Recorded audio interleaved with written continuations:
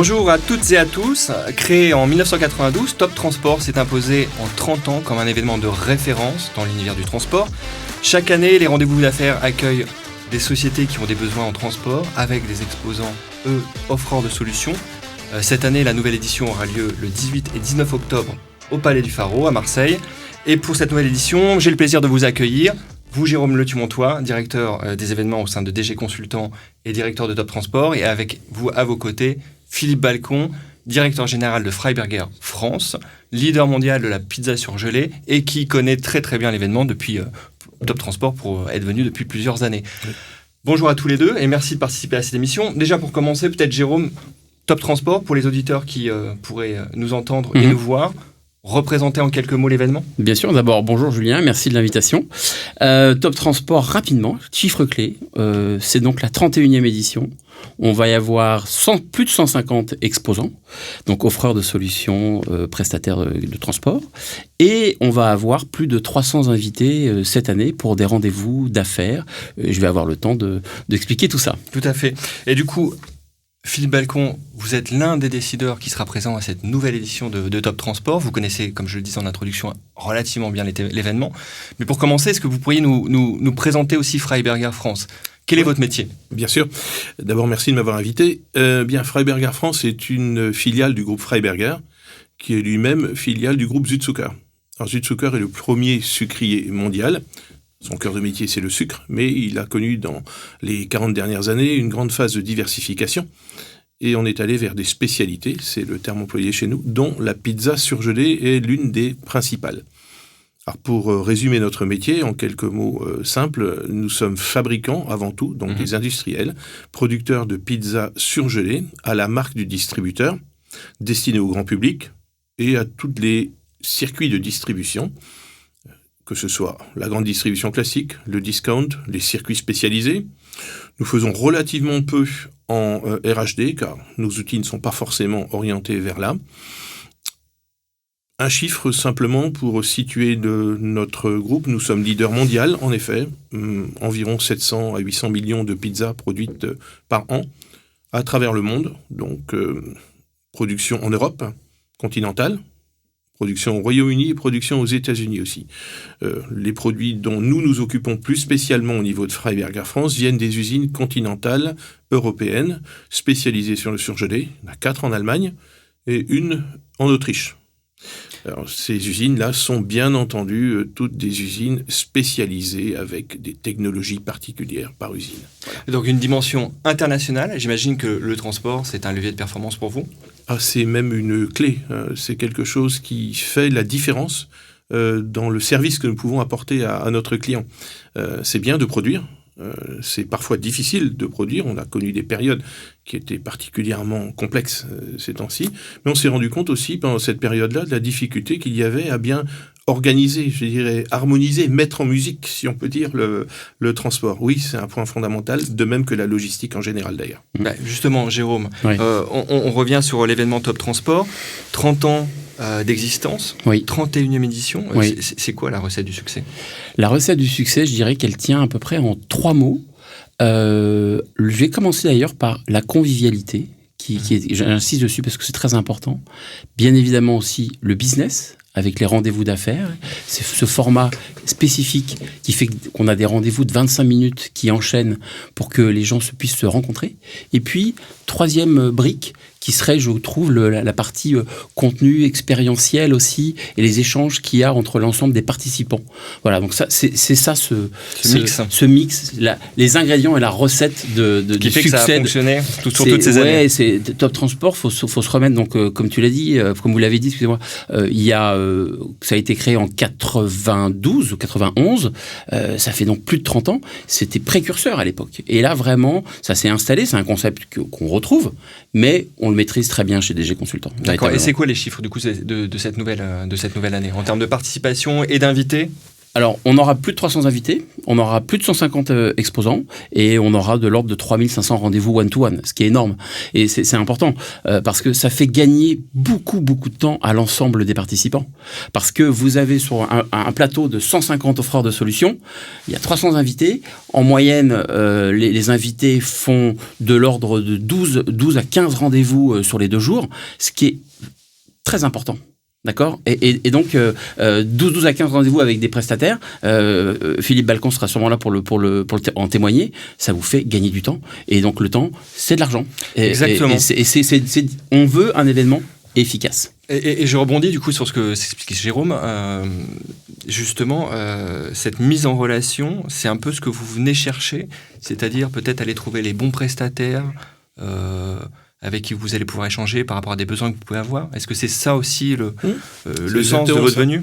C'est-à-dire ce qu'on aime bien retrouver chez Top Transport, c'est le côté très ciblé de l'offre. C'est-à-dire qu'on sait ce que l'on vient chercher, on sait ce que l'on va trouver, avec l'expérience bien entendu, puisque en ce qui me concerne, ça fait déjà un certain nombre d'années que je viens. Alors si on y revient, c'est qu'on y trouve véritablement quelque chose de très positif. Et il y a aussi l'efficacité. C'est-à-dire je ne connais pas de moyen plus rapide, plus efficace de nouer des contacts. Comme disait Jérôme à l'instant, 15 rendez-vous avec des opérateurs du transport ou de la logistique en général en un temps aussi court, je ne vois pas comment on peut le faire. En tout cas, c'est certainement pas dans un très très grand salon, dans un environnement un petit peu trop dispersé qu'on va y arriver. Là, c'est très focusé, c'est ça qui est intéressant. C'est ce que j'allais dire. Est-ce que du coup, c'est pas la valeur ajoutée pour vous, en tout cas de l'événement, par rapport à d'autres types de formats qui peuvent exister Si, bien sûr. C'est-à-dire que en fait, on a là des gens qui sont sélectionnés, qui sont venus parce qu'ils ont véritablement une offre très pertinente, et on sait très bien ce que chacun est en train de rechercher. On veut tous de l'efficacité, de façon à gagner aussi, à apporter quelque chose, une valeur ajoutée justement à nos clients. Ça commence par là, par un bon choix des partenaires et par une bonne utilisation de nos ressources, c'est-à-dire que quand on envoie des gens participer à ce genre de rendez-vous, on aime bien que ce soit productif. Alors, 15 rendez-vous en 2 jours, oui, c'est productif. Pas de problème. Alors, du coup, Jérôme, quand on a des invités comme Philippe Balcon qui reviennent d'année en année, il y a quand même ce challenge de se renouveler, d'apporter effectivement de la nouveauté. Comment on fait ? Comment on réaborde chacune des éditions pour finalement avoir ce pilier qui sont les rendez-vous d'affaires, mais à la fois apporter de la nouveauté à vos partenaires et invités ? Je dirais que de toute façon, naturellement, on a notamment des exposants qui ne viennent pas tous les ans, parce que on est un rendez-vous annuel et qu'ils n'ont pas spécialement le besoin. Donc déjà, on a des sociétés qui viennent que tous les 2 ans. Donc ça laisse la porte ouverte à des nouveaux entrants pour venir tester l'événement. Et on a une problématique, mais je dirais plutôt un problème de riche, entre parenthèses, Julien, c'est que au Palais du Pharo à Marseille, on pousse les murs depuis quelques années. Et là, on est arrivé à une saturation de l'espace. Je ne peux plus accepter d'exposants alors que j'ai encore des demandes. Alors, on trouve des petites solutions en vendant des opérations de sponsoring à certains, etc. Mais globalement, on pousse les murs. Et côté invité, c'est un peu la même chose. Il y a des gens qui sont des habitués, tel Philippe, et des gens qui reviennent. Par exemple, je vais prendre un exemple. Le groupe Decathlon est un aficionado de Top Transport. Je crois qu'on doit avoir de l'ordre de 5 ou 6 acheteurs de Decathlon qui ont chacun des métiers bien particuliers ou des zones géographiques bien particulières et qui viennent régulièrement sur Top Transport. Mais parce qu'ils le disent eux-mêmes, c'est d'une efficacité terrible pour eux. Et ça leur fait gagner du temps, c'est ce que je dis. On parlait d'efficacité, c'est ça. Et puis, la notion de convivialité.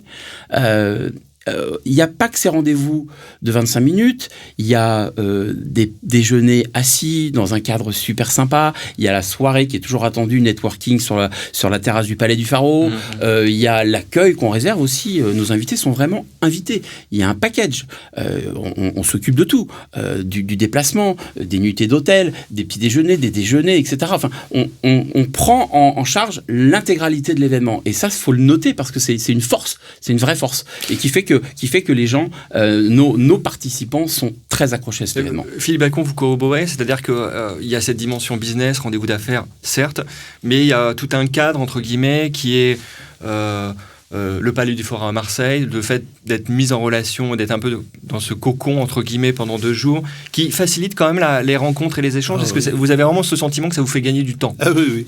Il y a pas de doute. D'abord, oui, je confirme ce que nous dit Jérôme. Il y a dans cet événement-là une atmosphère qui est très favorable au développement du business, bien sûr, mais aussi à ce qu'on appelle networking. On peut l'appeler comme on veut en français, si on peut, le réseautage, si on a envie. Je sais pas trop. Et on finit par avoir année après année, en fait, on le constate, moi je le constate maintenant après de nombreuses participations, vous avez plusieurs types de rendez-vous en fait qui se passent. Des rendez-vous tout à fait informels, même entre 2 stands, on rencontre des gens, voilà, ou au déjeuner, ou à la soirée, voilà. Puis vous avez des rendez-vous de découverte, proprement dit. J'en ai tous les ans, bien que je revienne depuis longtemps et que j'ai quelque peu d'expérience maintenant là-dedans. Et puis il y a les rendez-vous de suivi. Ce qui prouve qu'il y a des gens qui sont fidèles à l'événement. Donc cette année, par exemple, moi j'aurai plusieurs rendez-vous de suivi. C'est des gens que j'ai vus l'année dernière, l'année d'avant, etc. Et qui nous permettent dans le temps de construire quelque chose et puis d'avancer véritablement avec nos clients et avec nos futurs fournisseurs. Parce qu'il ne faut pas oublier, le client est au cœur de tout ça quand même. Tout à fait, le client est au cœur. Oui. Et alors, en préparant l'émission, une question aussi qui me taraudait entre guillemets. C'est-à-dire que comment on arrive en tant qu'organisateur de ce type d'événement à garantir justement ces rendez-vous ultra qualifiés?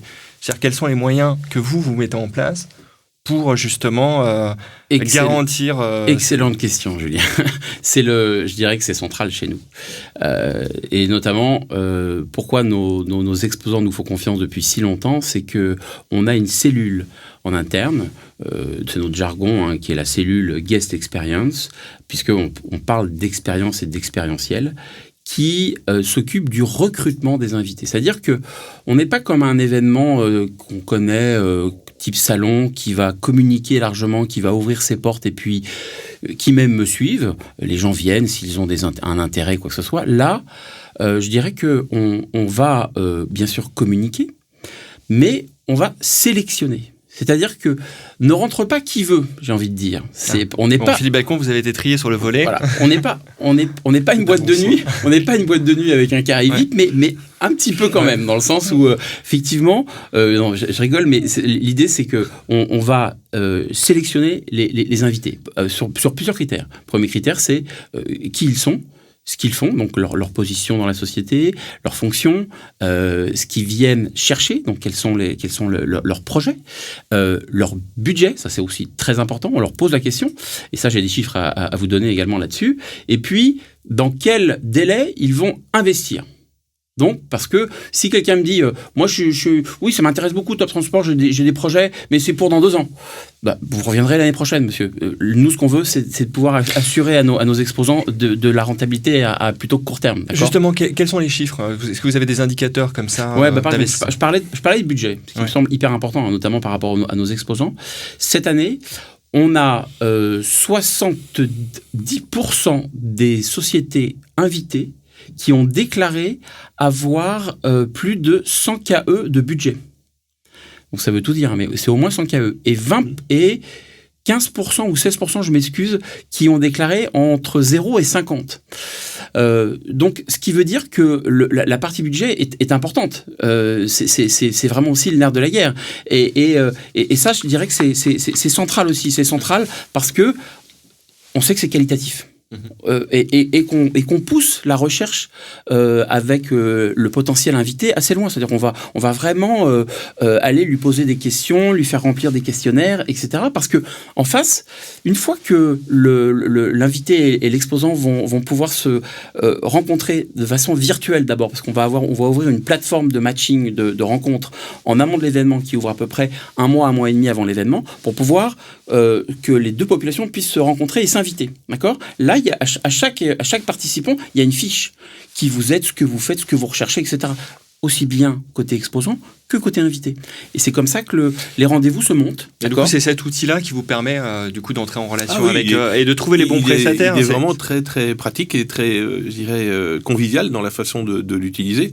On constate d'ailleurs que, à mon avis, les gens ont une certaine impatience, puisque j'ai constaté que, je crois, le lendemain ou 2 jours après que ça avait été ouvert, on avait déjà, en ce qui nous concerne, nous, une quinzaine de demandes qui étaient... Ah oui. Donc ça va vraiment vraiment très vite. Non, ça va vite. Ensuite, il faut pas traîner, parce que bien que, en effet, ce soit des rendez-vous très concentrés de 25 minutes, là-dessus, il faut être discipliné. On essaye d'être discipliné. 25 minutes, c'est vite passé quand on a pas mal de choses à expliquer. Mais surtout, on est là pour enchaîner de manière efficace tous ces rendez-vous-là. Donc, il faut que ce soit bien coordonné. Et de ce point de vue-là, la plateforme, c'est vraiment très, très utile. L'expérience que j'ai eue les années passées, c'était que, franchement, le taux de, je dirais, non-matching, je ne sais pas comment on doit dire en bon français, mais enfin, bref, était faible. Autrement dit, on n'est pas venu pour rien. D'accord. Voilà. Alors, c'est vrai qu'on a beaucoup parlé des rendez-vous d'affaires, de ces moments de convivialité, mais Top Transport, c'est aussi une partie de conférences, d'ateliers, pour vous permettre de vous nourrir, justement, de ce qui se passe sur le marché. Est-ce que pour vous, c'est vraiment justement cette expérience-là, c'est aussi vous permettre de comprendre aussi, alors ça répond j'imagine à vos enjeux, les questions que vous pouvez vous poser par rapport à vos enjeux. Est-ce que tous ces ateliers vous permettent de vous nourrir et de repartir avec justement des réflexions, des témoignages peut-être d'autres sociétés? Bien sûr. Alors d'abord, il faut souligner une chose, c'est que les ateliers ou les conférences ou les tables rondes sont menés par des gens qui sont vraiment des professionnels. C'est-à-dire c'est des gens d'un très très haut niveau qui sont des connaisseurs de leur partie, vraiment de manière extrêmement précise. Des gens très documentés, très détaillés. C'est fait de manière également très, je dirais, pédagogique. C'est-à-dire que même quand on n'est pas un spécialiste d'un sujet très pointu, qui peut être juridique ou autre, on sort de là en se sentant un peu plus renseigné, si c'est pas plus intelligent en tout cas. Mais bon, bref, oui, ces rendez-vous-là sont extrêmement importants. Il faut bien cibler, bien sûr. On n'est pas obligé de participer à tout. Chacun a ses préoccupations. Cette année, nous, on a 3 rendez-vous 3 participations à des tables rondes ou à des conférences sur des sujets qui sont bien précis et qui correspondent vraiment très bien à l'actualité chez nous. Je suppose que c'est pareil pour nos collègues d'ailleurs. Oui, c'est vrai que dans le monde du transport, on parle beaucoup de transition écologique, énergétique. J'imagine que ça fait partie des préoccupations importantes pour vous, en tout cas, de se dire comment on peut réduire une empreinte carbone liée au monde du transport. Est-ce qu'en tout cas, Top Transport vous permet de nourrir aussi cette réflexion et de voir quels sont les retours d'expérience peut-être d'autres sociétés? Bien sûr. Alors, la première chose d'abord, c'est que dans le groupe Südzucker et dans le groupe Freiberger, comme groupe gigogne de Südzucker, il y a de nombreuses années déjà que nous sommes lancés dans un certain nombre de projets qui ont pour but, disons, d'améliorer, de diminuer, de minimiser même notre impact sur l'environnement. Il faut savoir que nous, on est des gros utilisateurs d'énergie, naturellement, parce que pour nos pizzas, il faut bien les cuire. Et ensuite, il faut les refroidir. Et ensuite, il faut les garder au froid. Donc, l'énergie, chez nous, c'est quelque chose d'important. Il y a donc longtemps qu'on a commencé à se préoccuper de ça, parallèlement dans tout ce qui a à voir avec la durabilité, le développement durable, on appelle comme on veut. On a également commencé des démarches telles que le projet Zéro Plastique, par exemple. Donc, tous ces sujets-là sont vraiment au cœur de nos préoccupations. De ce point de vue, trouver des solutions pour optimiser nos circuits de transport, que ce soit en amont, en aval, la distribution, c'est quelque chose d'absolument essentiel. C'est-à-dire faire rouler des camions à 40 ou 50% de leur capacité, ça va quoi, c'est fini, cette histoire-là.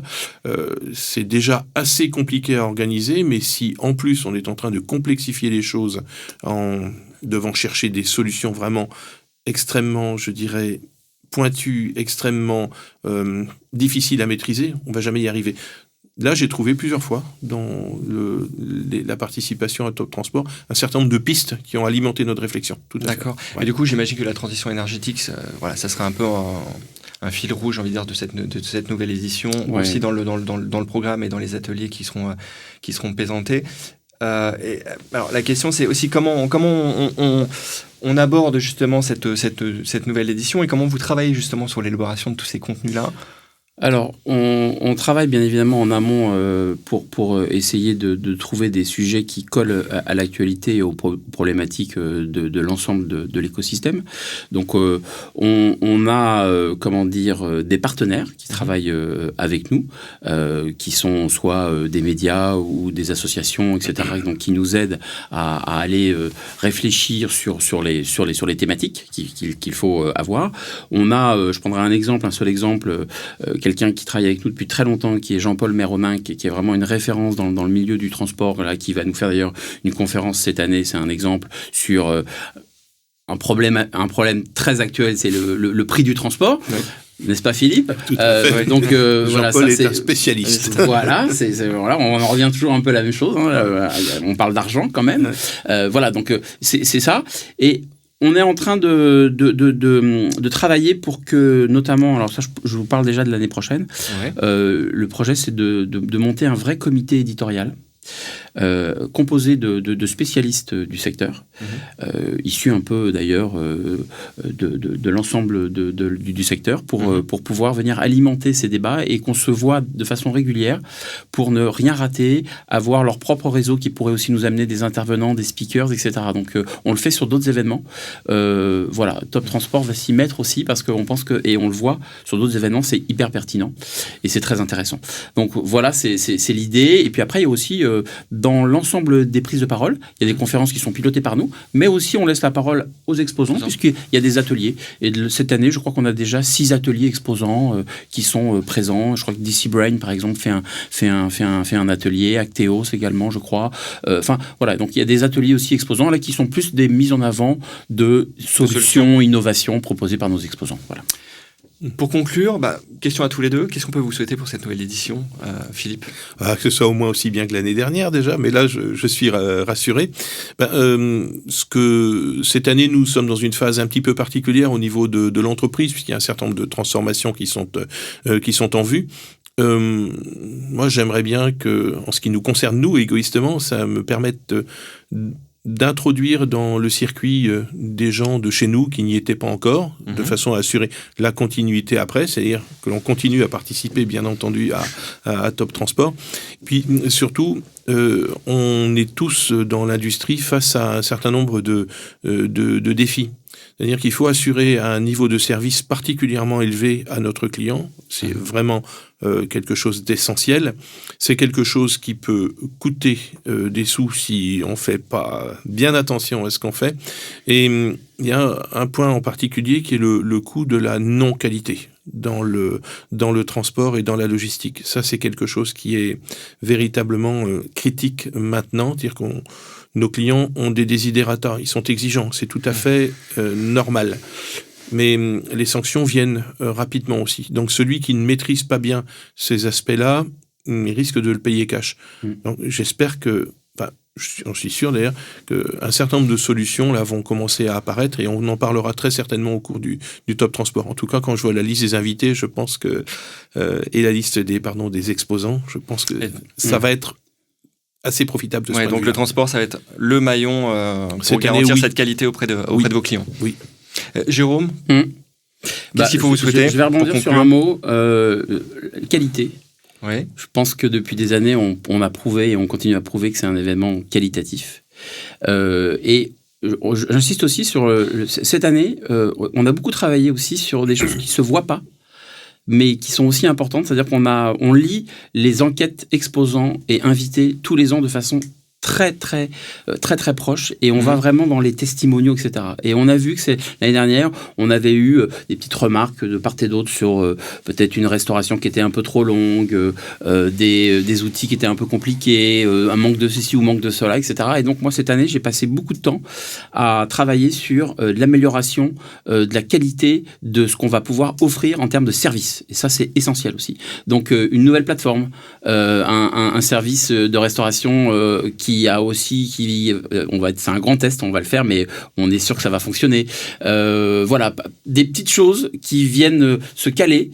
Donc, ce qui veut dire qu'on écoute aussi beaucoup pour s'améliorer et apporter des solutions pour que vraiment les gens qui remplissent ces enquêtes se disent « Ah, ils nous ont écoutés ». Et ça, c'est hyper important pour nous. Merci à tous les deux, c'est la fin de cette émission. Juste avant de nous quitter, on va rappeler les dates de Top Transport à nos éditeurs. Donc, ça aura lieu cette année, les 18 et 19 octobre, au Palais du Pharo à Marseille.